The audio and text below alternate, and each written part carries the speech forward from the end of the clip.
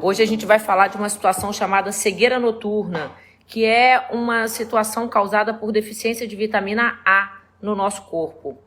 A deficiência de vitamina A também é conhecida como xeroftalmia, num estágio muito grave.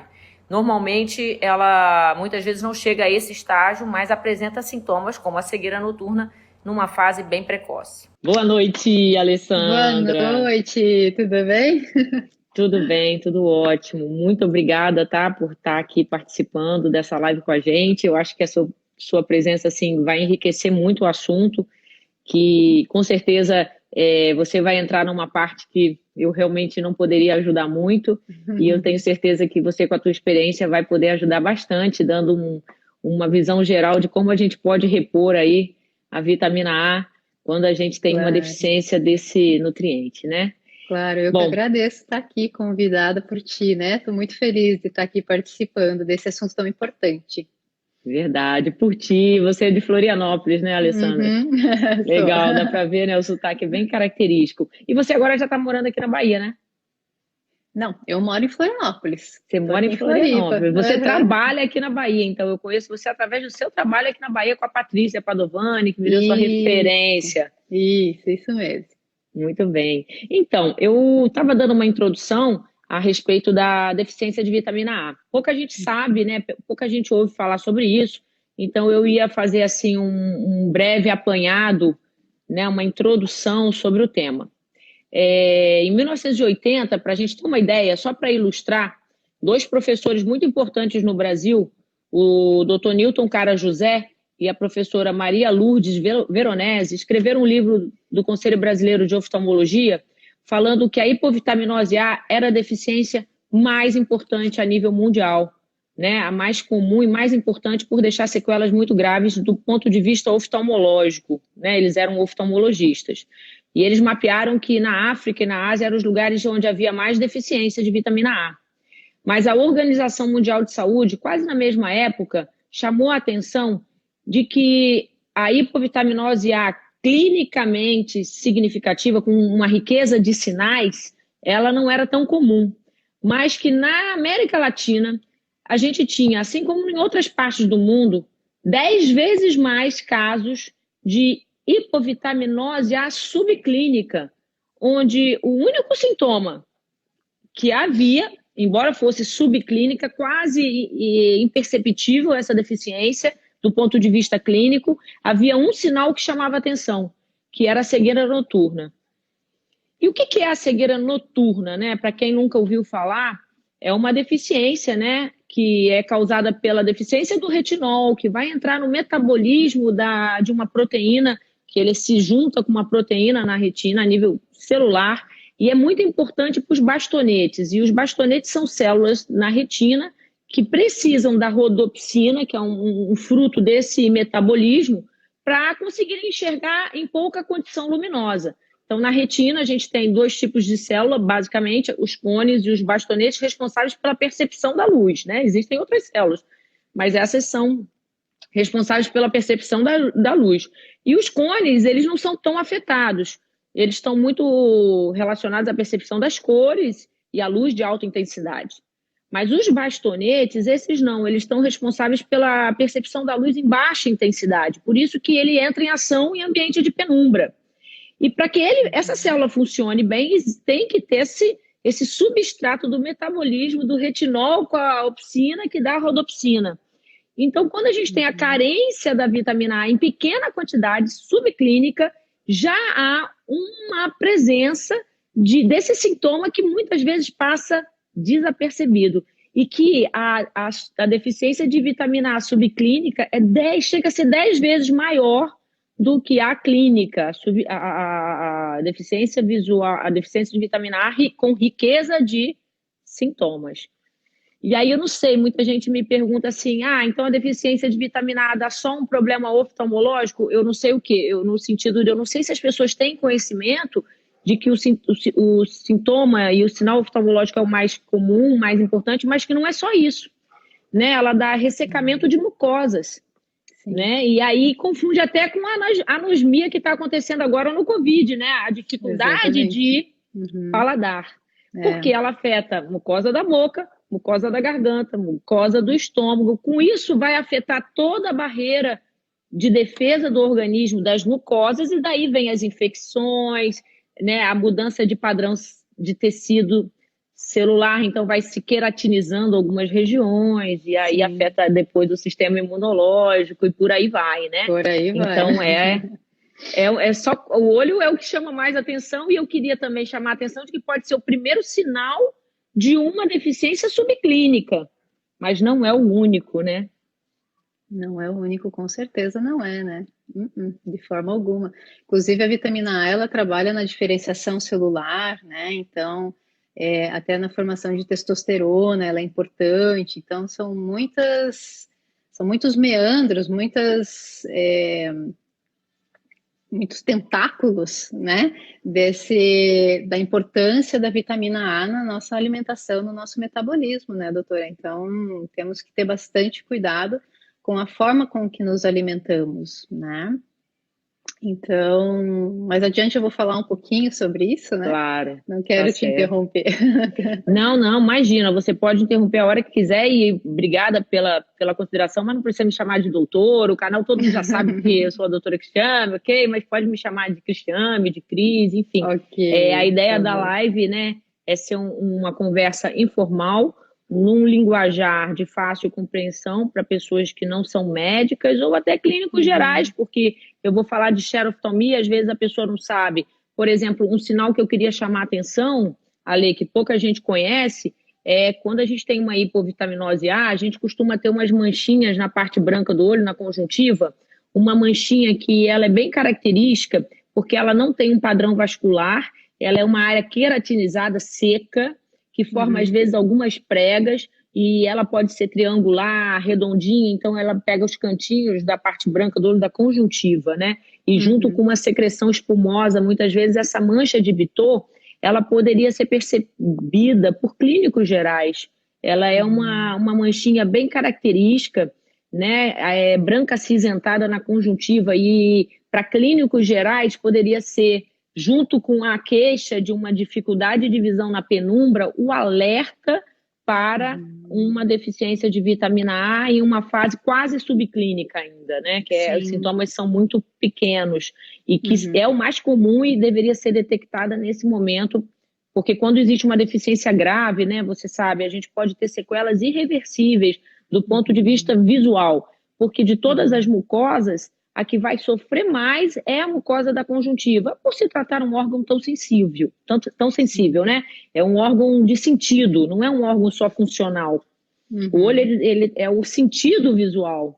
Então, é claro que a gente tem a anosmia também, no sentido do paladar, mas repondo a vitamina A, o paladar recupera, muitas lesões oftalmológicas podem também melhorar, mas se a gente chega no quadro clássico de xeroftalmia, as lesões são irreversíveis, mesmo se repondo, né, a vitamina A. Então, o que eu queria deixar de alerta, né, para a população em geral sobre essa deficiência que afeta principalmente crianças, porque demanda uma quantidade maior. Eu não lembro bem, Alessandra, se você tivesse informação, o quão mais quantidade maior é necessário para criança de vitamina A, mas eu sei que na questão do desenvolvimento, do crescimento, demanda-se uma quantidade maior de vitamina A, então é mais fácil as crianças serem vítimas dessa deficiência e muitas vezes subclínica. Então, que a gente tinha que ter um alerta, né, um sinal de alerta para esses casos, onde a gente pode ter uma deficiência de vitamina A. E aí eu queria te perguntar, na tua prática, você vê muito essa situação? Eu vejo bastante, porque dentro do olhar que eu tenho da nutrição, né, eu trabalho com a nutrição integral, na dietoterapia chinesa entende-se muito que a questão dos olhos está associada ao fígado. E a gente sabe que a vitamina A, ela vai ser armazenada lá no fígado.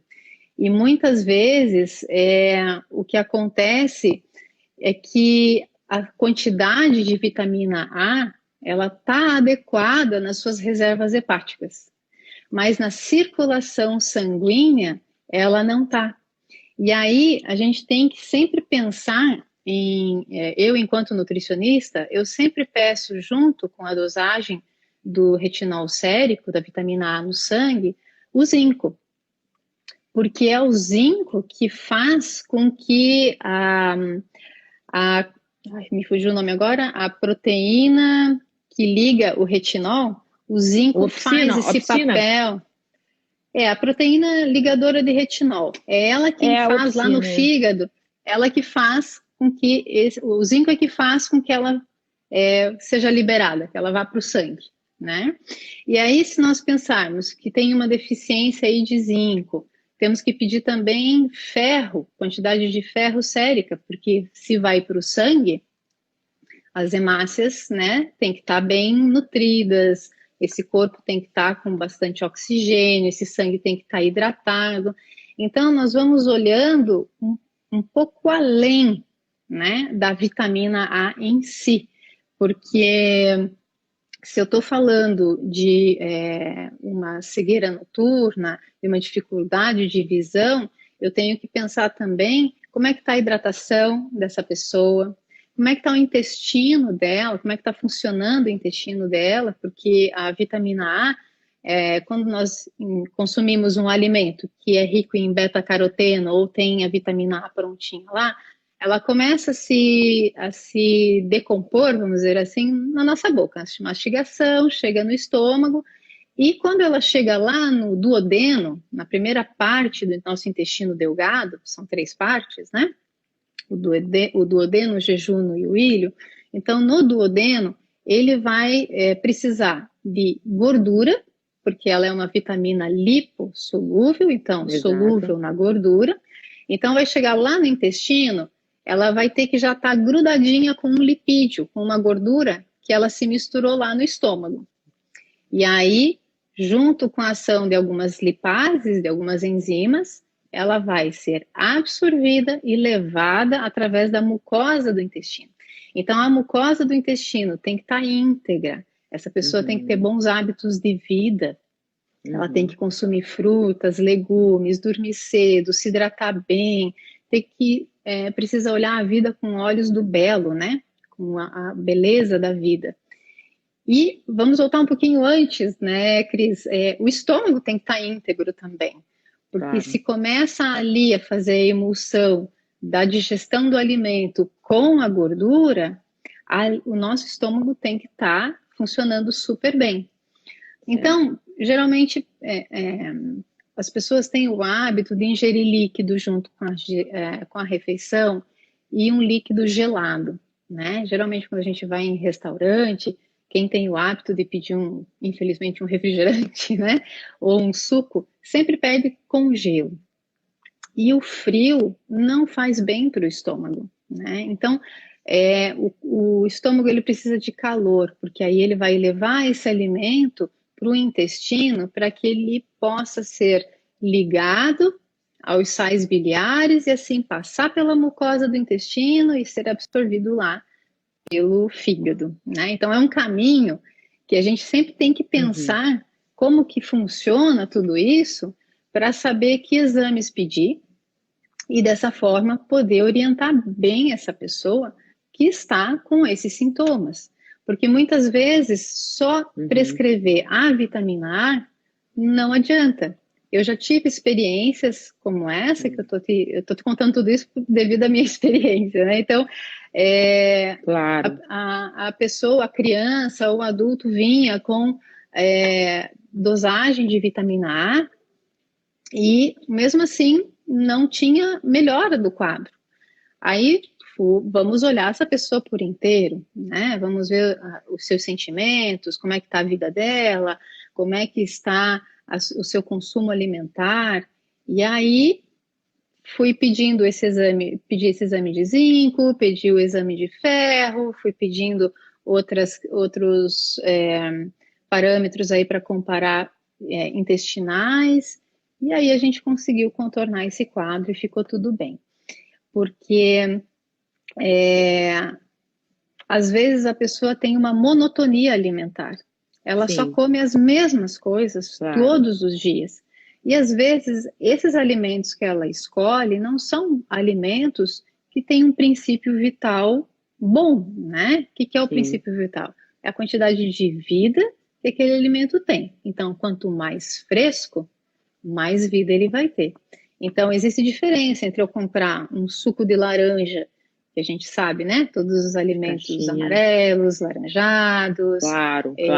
os verdes escuros, são ricos em vitamina A ou o beta-caroteno, que se transforma em vitamina A. Então, tem diferença entre comprar lá um galão de suco de laranja integral, que está escrito lá no rótulo, só laranjas, tem tantas laranjas espremidas aqui, que foi pasteurizado, E fazer, né? E a diferença de você descascar uma laranja e comer, eu sempre brinco, né? Pula a vitamina C da laranja, né? Ela tá feliz verdade. lá, e a vitamina A, com aquela fibra, né? Ela vai ser melhor absorvida. Então, Claro. nós temos sempre que lembrar disso, cuidar bem do nosso intestino e cuidar bem da variedade alimentar. E hoje, infelizmente, as crianças, né, que são mais acometidas aí, se alimentam de produtos industrializados, né? Não é todo mundo que pode, que tem esse olhar de comprar os alimentos frescos, de preparar. Às vezes a rotina do dia a dia tem essa ilusão de que comprar o pronto vai ser mais rápido, né? Na verdade, não. Então, Faz o mesmo trabalho, né? Fazer um planejamento semanal das compras, fazer a variação dos legumes, das verduras e das frutas é super importante e facilita muito. Então, eu sempre sugiro às pessoas que eu acompanho de fazerem uma lista e fazer uma lista no caderninho. Então, essa semana eu comprei cenoura, comprei caqui, comprei abóbora e comprei abacate. Na outra semana eu não vou comprar esses, eu vou comprar outros, né? Eu vou comprar um caju, se é disponível, eu vou comprar espinafre, eu vou comprar uma rúcula, eu vou comprar abacaxi, banana, e aí eu tenho uma variedade maior. E uma outra coisa que é interessante colocar, Cris, é que a vitamina A, o beta-caroteno, ele está mais biodisponível, além de estar presente com gordura, na forma aquecida dele. Então, por exemplo, em vez de fazer um suco de laranja com cenoura, que é clássico, né? A gente bate a cenoura crua e coloca lá a laranja. O melhor seria, né, colocar uma colher de sopa da cenoura cozida, fazer um purezinho de cenoura e bater. Então, a cenoura cozida, ela está mais biodisponível para o nosso corpo do que a cenoura crua em termos de beta-caroteno. E essa é uma dica que faz muita diferença. E eu achava, olha, eu até tinha uma ideia um pouquinho que o fresco, o não cozido, teria mais quantidade de nutrientes de uma forma geral. Você está falando em especial da vitamina A. Isso, né? Da vitamina A. Aí, claro, a gente pode falar de formas de cozimento, né? Quando a gente pensa em fazer uma cenoura cozida, pensa lá, coloca a cenoura e água, né? Eu sempre sugiro que seja cozido no vapor. Não no micro-ondas, nunca no micro-ondas. Ou assar esse legume, ou cozinhar ele no vapor. Então, aí ele preserva. Você não perde. Não é lavado, né, teoricamente. Isso, né? Ele não passa por uma lavagem, né, da água fervente, tirando os seus nutrientes. Interessantíssimo. Essa dica eu não sabia, assim... Não é que não sabia, né, de cozinhar na forma do vapor, mas que seria melhor do que a cenoura cozida. No caso da cenoura, sim. No caso da cenoura. O caso da beterraba também, não? A beterraba também. A beterraba, o corpo gosta de alimentos numa situação de uma natureza mais morna, né? Ele tem menos trabalho para fazer a absorção. Né? Entendi. Então, a beterraba cozida é melhor também. Uma coisa que eu queria acrescentar, quando você falou, né, da questão da carência vitamínica, a gente já falou que em criança costuma ter mais probabilidade de acontecer pela demanda desse nutriente maior. Uma outra situação que, se a gente leva em consideração que existe muita área carente no Brasil, vamos falar no nível Brasil, América Latina, né? Países subdesenvolvidos. A gente tem muita carência em algumas regiões do sertão, da região semiárida do interior, carência de uma forma geral de uma feira tão colorida como a gente tem no Sudeste, né? Então, muitas vezes a gente também tem um outro agravante, então aí junta dois agravantes que seriam as parasitoses. Quando você estuda o intestino, né, que você falou, poxa, a vitamina A ela precisa ter um intestino saudável, chama atenção as parasitoses tão comuns na infância da criança brasileira. Recentemente alguém disse até que nadar no esgoto fazia bem, né? Enfim, mentira, né, gente? Isso não é assim. Isso não dá imunidade, dá verme. E o verme atrapalha na absorção da vitamina A. Então, né? Que algumas pessoas falam, ah, eu vou ficar forte. Não, você vai ficar com verme. Vai ficar doente, E bem vai doente. Ficar doente. E isso vai trazer consequências até numa questão de absorção da vitamina A. Porque você tendo verminoses, você diminui o seu potencial de absorção por N motivos da vitamina A, né? E eu queria também citar que eu acho que pode ilustrar de alguma forma como os hábitos alimentares regionais também influenciam. Voltando a falar do sertão da Bahia, claro que eu penso na Bahia porque a minha realidade é a Bahia hoje, mas eu sou do Rio, então eu vivi realidades bem diferentes. E enquanto eu trabalhei no Rio, eu durante 2 anos fiz um programa de assistência visual no interior, onde eu ia para o interior de Minas e o interior de São Paulo, mas o interior mesmo, cidade de 3 mil habitantes, difícil chegar, para fazer um programa de assistência visual nessas localidades onde a população não tinha acesso ao oftalmologista, então nós íamos até essas pessoas. E a gente observava, enfim, algumas carências até por hábitos alimentares rurais, por exemplo.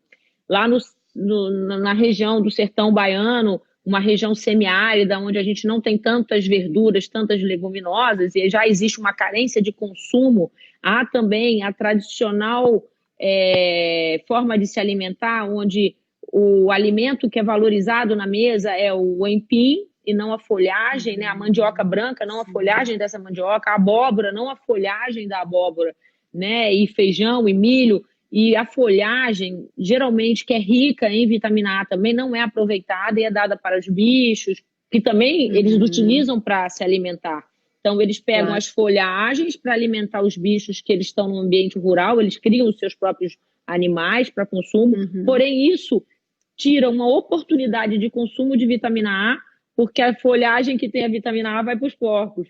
Então, assim, no interior, a gente tem que lembrar que o Brasil tem muito região rural e, às vezes, carente, né, de acesso a uma boa mesa, uma boa alimentação, uma alimentação variada, e acontece muito esses dois problemas, uma alimentação monótona, né, com tubérculos, inhame, né, essas coisas, macaxeira, banana da terra, muita farinha, muita massa, muita coisa forte, mas se esquece de usar, então, a folhagem da abóbora, né, que é rica em retinol, em beta-caroteno, enfim, nutrientes que vão levar à metabolização da vitamina A. E a parasitose também, queria dar um alerta em relação a isso, que atrapalha, né, favorece a gente ter essa deficiência. Atrapalha muito, né? E ter programas nesses locais que valorizem o reaproveitamento de alimentos seria fundamental, né? Então, fazer junto com esse consumo do aipim, das farinhas, né? Do pirão, incluir aí os talos, as folhas, faria muita, mas muita diferença, né? Porque é no talo que circula todas essas vitaminas e minerais, que não só a vitamina A, mas o zinco também tão importante, né? Sim. O ferro também tão importante, para que nutra o nosso corpo de uma forma integral, né? Então, um sangue bem nutrido faz com que os nossos olhos recebam todas as informações em termos vitamínicos e minerais que são necessários, né? Então, a monotonia, eu imagino que a falta de acesso e também a falta de informação, de plantar a sua própria horta, né? Então, vamos pensar numa beterraba. A beterraba a gente aproveita tudo, né? Não só a raiz, né, que é o que a gente consome mais comumente, mas os talos, as folhas, é possível fazer bolinho, bolo, farofa, nossa, N receitas aí que é Verdade. possível de desenvolver para que se possa ter essa suplementação, sem a necessidade de se suplementar sinteticamente, né? Via Com drágia, certeza. gotinhas, né? Porque o corpo ele vai absorver melhor tudo aquilo que é ressonante com a natureza, né? É mais fácil para ele tem menos trabalho do que altas doses de vitamina.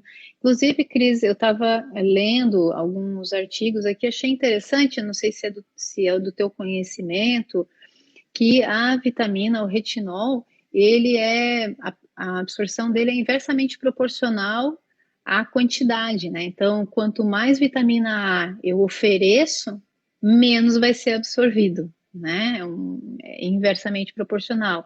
Então, é interessante porque, a princípio, o pouco que se consome deveria ser muito absorvido, como cálcio, né? A absorção de cálcio é inversamente proporcional. Quanto mais cálcio você consome, menos vai ser absorvido, né? Não é absorvido na mesma proporção que é Em consumido. proporção. Aham, Isso, né? aham. E eu estava lendo que a vitamina A é da mesma maneira, né? Aí eu acho que vale a pena chamar a atenção que a vitamina A que vem através do retinol da forma natural. Mas quando você utiliza um suplemento, você está pulando essa etapa e aí você já está dando diretamente a vitamina. E aí pode sim acumular perigosamente, porque o organismo ele tem um mecanismo de controle, né? Quanto mais eu absorvo proporcionalmente um pouco menos, para que não haja naturalmente uma hipervitaminose. E cabe ressaltar que a hipovitaminose é uma doença, mas a hipervitaminose pode ser até pior. E a hipervitaminose a gente vai desenvolver quando a gente utiliza a vitamina A artificialmente. Eu vou na farmácia e compro vitamina A em grande quantidade, acho que eu vou tomar e vou ficar ótimo da visão. Não é assim. A vitamina A tem que vir de preferência de fontes naturais. E voltando ao nosso padrão aqui nacional Brasil e falando da Bahia, uma fonte muito útil, né, que pouca gente sabe, que o professor Barandas acabou de lembrar, na Bahia é o azeite de dendê. O azeite de dendê é rico em vitamina A, assim como o azeite de buriti. Então, são dois azeites que a gente pode lançar a mão numa campanha de prevenção dessa deficiência de baixo custo. De que forma a gente pode trabalhar isso de baixo custo? Inserindo o azeite de dendê, o azeite de buriti e também os conhecidos alimentos punks, que seriam aquelas plantas não convencionais.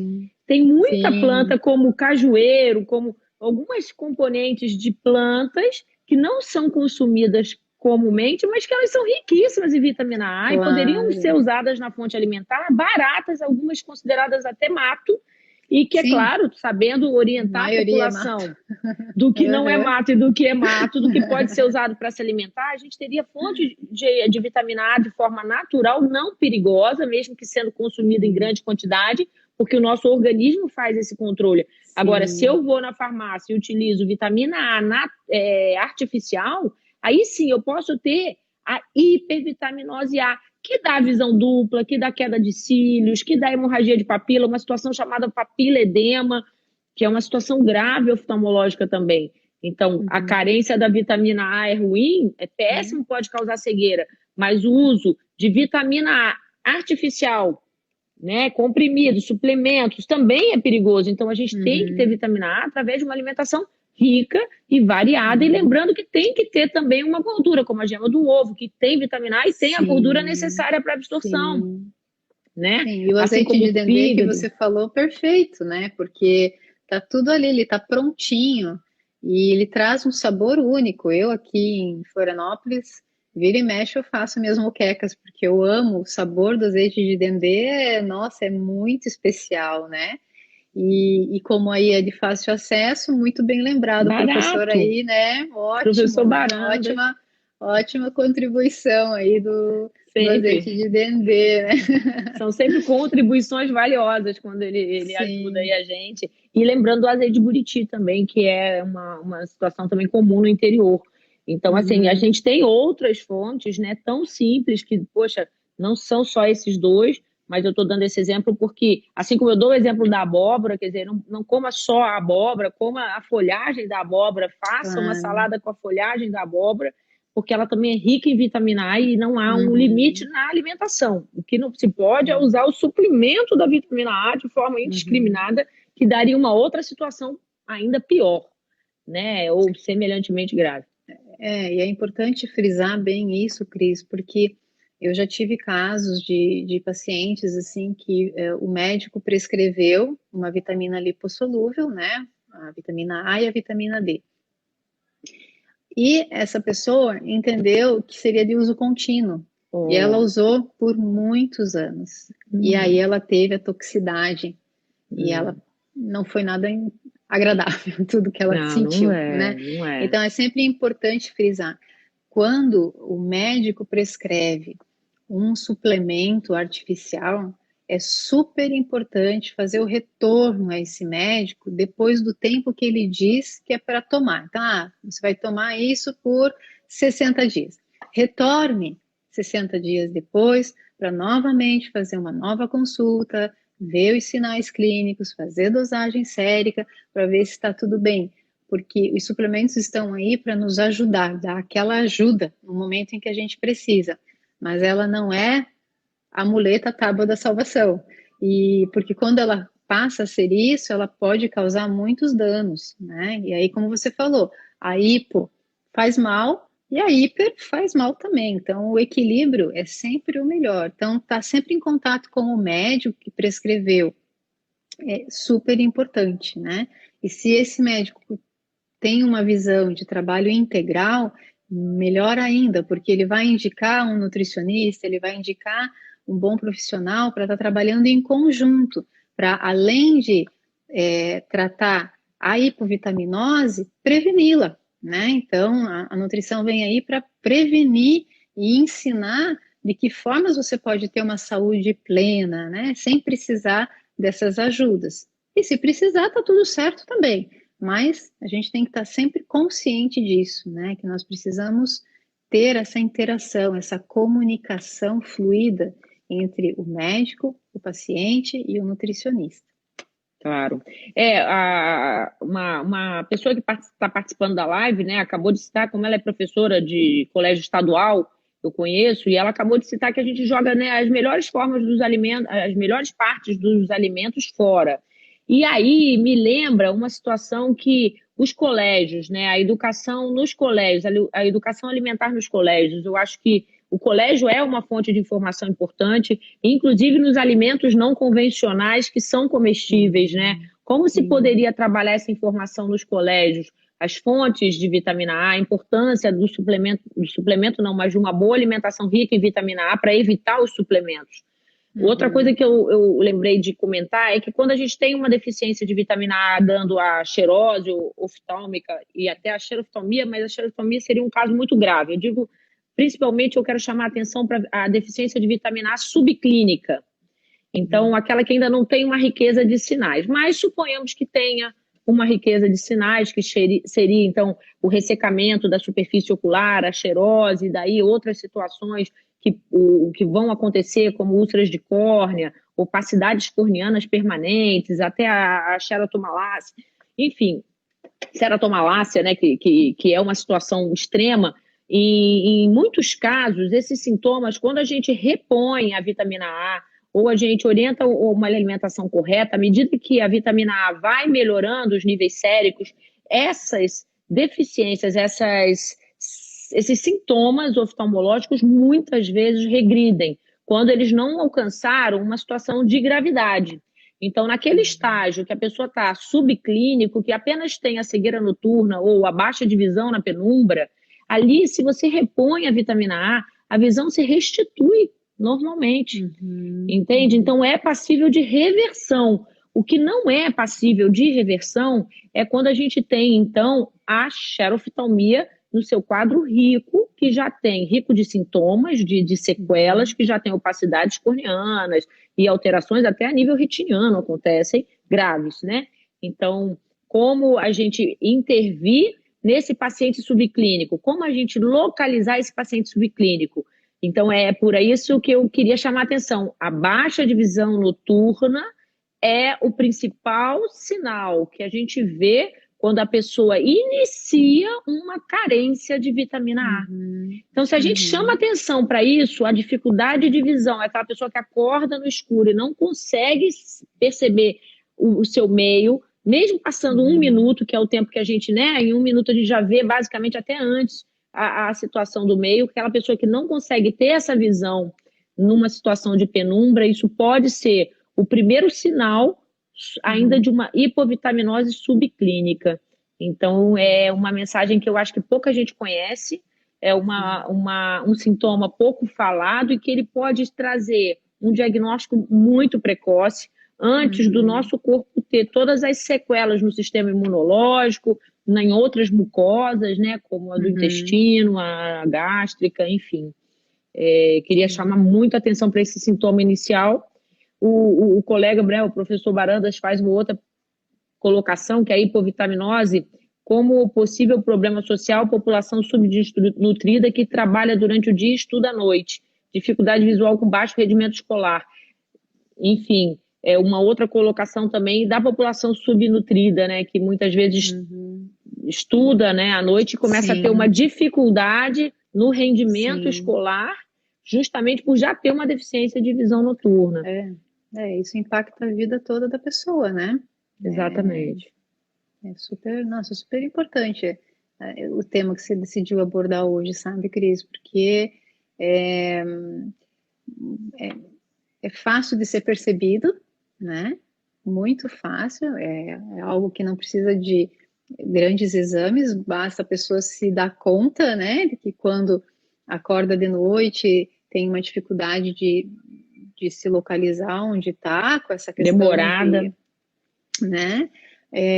Vai dirigir à noite, o que acontece, vai sair da faculdade, então isso é fácil de perceber e está presente, né? Poxa, isso está acontecendo comigo. Então, eu vou atrás, eu vou marcar uma consulta lá com um oftalmologista para ver, para que ele possa me orientar e para que eu possa ter a remissão dessa situação, né? De uma forma acessível, tranquila, sem grandes agravamentos.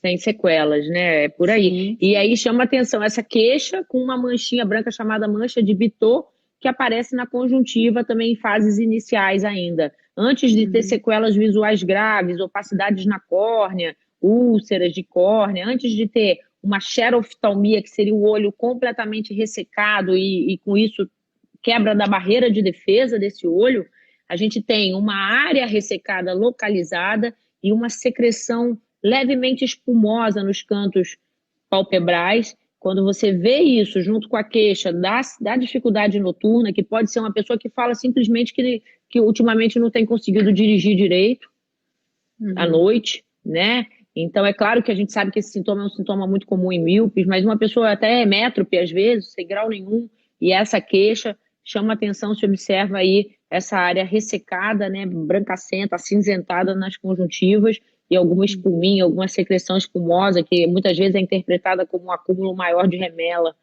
entende? Mas é uma remela branquinha, não é amarelada, ela é branquinha porque ela é fruto de um espumosa, já é uma flora começando a se alterar, uma flora bacteriana começando a se alterar. E ela acumula nos cantinhos. Sai nos cantinhos, não é que... Existem um diagnóstico diferencial disso também, a espuma meibomiana, que é outro princípio, é um excesso de oleosidade que favorece ao surgimento de outra flora, que também daria uma secreção brancacenta nos cantinhos espumosa, mas é diagnóstico diferencial da hipovitaminose A em suas fases iniciais, é subclínica quase, porque o paciente, muitas vezes, ele até não percebe tanto esses sintomas, ele comenta isso, mas sem valorizar muito. Então, é um sinal e um sintoma pouco falado, mas que já chama muito atenção. E na tua prática clínica, você observa mais isso em crianças, Jovens, adultos? Olha, a gente, graças a Deus, está num ambiente onde o litoral, né, de uma forma geral, ele é mais beneficiado em relação a acesso, estradas, alimentos que vêm do Sudeste, do Nordeste para o Sudeste, do Sul. A gente está numa rota, né, de BR que é favorecida, então há muito chegada de alimentos de formas variadas. Então, em relação a Porto Seguro, eu acho que todo o litoral não sofre tanto essa deficiência quanto no interior, onde a gente tem a população mais rural, na região semiárida do sertão. Lá a gente vai ter uma concentração dessas pessoas em maior quantidade, né? E quando eu fiz esse programa de assistência visual no interior, eu pude ver isso, que era muito mais frequência esse tipo de deficiência no interior. Por incrível que pareça, a gente às vezes pensa que uma pessoa rural se alimenta muito bem, mas depende de onde está essa área rural. Se ela está numa área de seca, é muito difícil você cultivar ali, verduras numa região seca. Sim. Então, a gente tem que olhar o ser humano, não só, como eu vejo sempre a medicina, não só o olho está inserido num sistema, num corpo que tem todo um sistema interligado, assim como o ser humano também está inserido na natureza e no seu meio, no seu habitat, pode ser totalmente diferente da região Nordeste para a região Sul, né, em características epidemiológicas. E então, onde essa característica epidemiológica é mais comum, geralmente é nessas regiões mais semiáridas. Mas existe, e respondendo a sua pergunta, é mais em criança. Né? A gente observa mais em criança, embora a criança refira menos essa questão da dificuldade noturna. Ela não se dá conta disso. A criança ainda não tem um padrão que ela considera, eu era assim, fiquei assim. A criança não percebe muitas vezes, aí aparece mais a mancha de Bitot. A queixa, quer dizer, o sinal que a gente geralmente identifica, ou a dificuldade no aprendizado escolar, né, que também pode acontecer, dependendo das condições de luminosidade daquela sala, se são essas escolas de interior, enfim, vai ter vários fatores, né. O doutor Barandas, ele coloca também que nesse caso da xerose oftalmológica, né, desse ressecamento da conjuntiva e da superfície ocular, uma coisa que chama atenção, e aí eu chamo atenção até para os oftalmologistas, né, que por acaso venham a assistir também, nossos colegas, que chama muito atenção, é que no caso do olho seco, quando ele é por hipovitaminose A, geralmente as lágrimas artificiais não funcionam.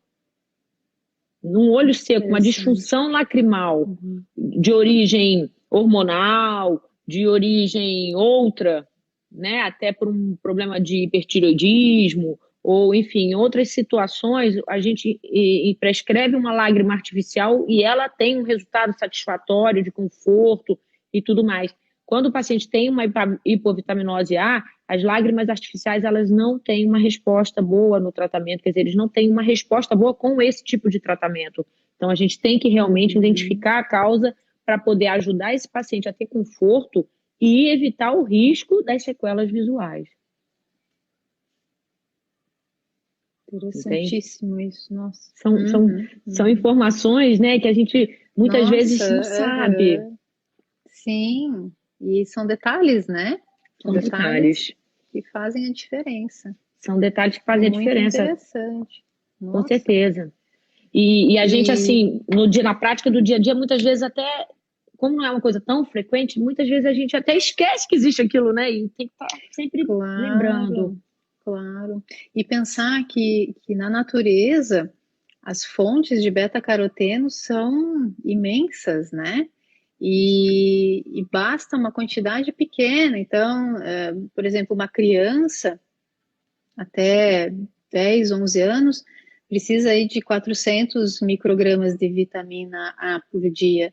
Isso daria um copo de suco de laranja com cenoura cozida, tranquilo de ser alcançado. Não é uma quantidade assim estratosférica, né? Então,